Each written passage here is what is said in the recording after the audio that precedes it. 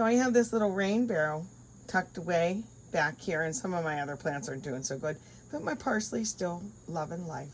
So I got to get some for dinner tonight. Here's my little bunch of parsley. Make sure you rinse it off because there's been little tiny spiders been known to come out in the sink when I rinse my thing off. Okay, so I have this in the freezer.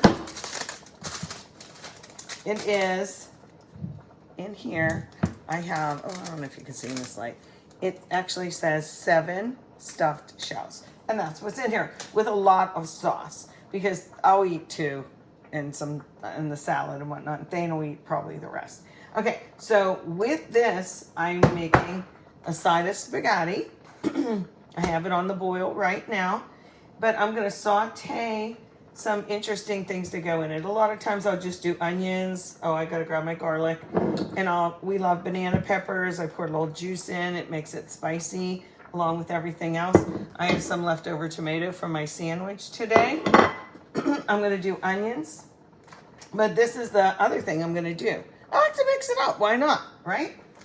I had bought some capicola, yummy. And we never got around to making those little hoagies. We ate the buns first. So then these were in the fridge and I don't want them to go bad at $9 a pound, right? So I'm gonna cut it up, and instead of like a sausage type of thing with the pasta, this is capicola. It's got a little heat to it. It's totally delicious. And every single time it reminds me of my brother-in-law, Frank, because when he'd come to Pittsburgh, back to Pittsburgh, his original hometown, with my sister Carol, he wanted to get some capicola. I don't know why. Don't they have it in Maryland? I'm not sure. But anyway, they make it really good here. So that's what I'm going to do. So I'm going to start by just like starting to cut up some onion, kind of thin while my pasta's cooking. And I'll saute a lot of the stuff first. And then I will put the, that's good. I'm wasting a little bit. I'll put the pasta with the water, straight from the water, into my skillet. I'll have some EVOO in there, maybe a little tab of butter, maybe a little bit of this. I'm gonna cut this up, put that in, and the capicola. I bet it'll be really good. This is gonna lend a lot of flavor. Gotta get going. Next, I'm gonna chop the garlic and put it in my little handy dandy smasher, my little vampire, and the peppers, and then I will cut this into little cubes. But I'm gonna get olive oil and a little tab of butter in my pan first. And I'll start with the onion, then I'll put this in, then I'll put that in. Okay, here we go. Okay. First the onion goes in. I don't want to taste raw onion. So I'm gonna chop these up now. While this cooks a little bit. I do use a little more olive oil than usual because the pasta, I like the pasta to have enough olive oil on it. That's where the moisture is. Oh, I'm going to cut up that little piece of tomato too. Yeah, let me do that too. I think I had the heat up kind of high, but the onions are getting soft and that's what I want. So now I'm going to put those peppers in so the flavor goes all through everything, and then my garlic. Now, I got to watch the garlic. As soon as you smell it, it's probably enough. Okay, I'm going to turn down the heat. And then the capicola, look how I cut it in little squares, but I don't want to fry it. So I'll put it in just a sec. I'm going to turn this down. I can say, oh, I smell the garlic already. Yep. But I didn't even have time to cut up my tomato. But I don't know. I'm going to turn this really low and just cut this up super quick. Just little chunks. Get in there. A couple little bad spots on the homegrown tomatoes. That's okay. Just little chunks, and they will dissolve further. Seeds and all. Okay.